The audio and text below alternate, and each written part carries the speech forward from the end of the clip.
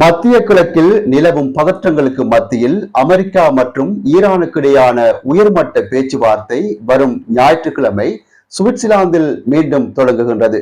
Lebanon மீதான தாக்குதல்களால் Hormuz நீரிணையை மூடப்போவதாக Iran எச்சரித்துள்ள நிலையில் இந்த ஒரு சந்திப்பு மிக முக்கியத்துவம் வாய்ந்ததாக பார்க்கப்படுகிறது. அமெரிக்க தரப்பில் ஜாரெட் குஷ்னர் மற்றும் ஜே.டி. வான்ஸ் ஆகியோரும், ஈரான் தரப்பில் வெளியுறவு அமைச்சர் அப்பாஸ் அராக்சியும் பங்கேற்கின்றனர். 60 நாட்களுக்குள் இறுதி போர் ஒப்பந்தத்தை எட்ட இரு நாடுகளும் திட்டமிட்டுள்ளது.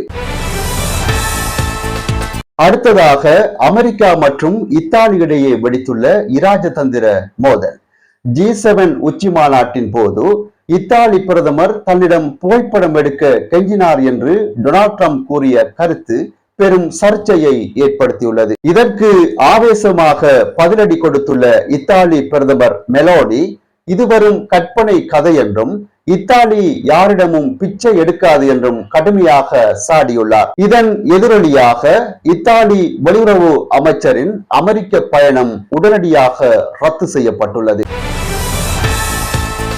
அடுத்ததாக இஸ்ரேல் மற்றும் ஹிஸ்புல்லா இடையே தற்காலிக போர் நிறுத்தம் எட்டப்பட்டுள்ள நிலையில் அடுத்த வாரம் வாஷிங்டனில் புதிய சுற்று அமைதி பேச்சுவார்த்தை தொடங்குகிறது. அமெரிக்க வெளியுறவுத்துறை அமைச்சர் மார்கோ ரூபியோ லெபனான் ஜனாதிபதியுடன் இது குறித்து ஆலோசனை நடத்தியுள்ளார்.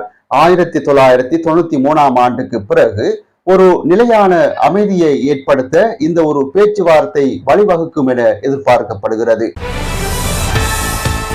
முன்னாள் புலனாய்வு படிப்பாளர் சுரேஷ் சலே செய்வது உண்மையான உண்ணாவிரதமா அல்லது வெறும் நாடகமா என அமைச்சர் நலிந்த ஜெயதிச கேள்வி எழுப்பியுள்ளார்.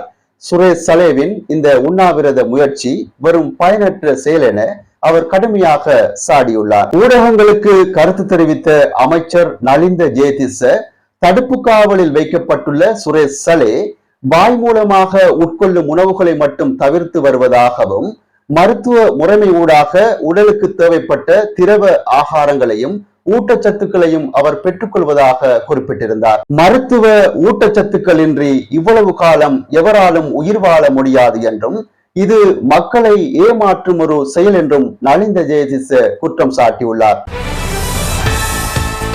இதற்கிடையில் சுரேஷ் சலே மற்றும் கோட்டாபய ராஜபக்ச ஆட்சி காலத்தில் நடந்த கொடுமை பற்றி தமிழ் பெண் ஒருவர் அளித்த வாக்குமூலம் நெஞ்சை பதற வைத்துள்ளது.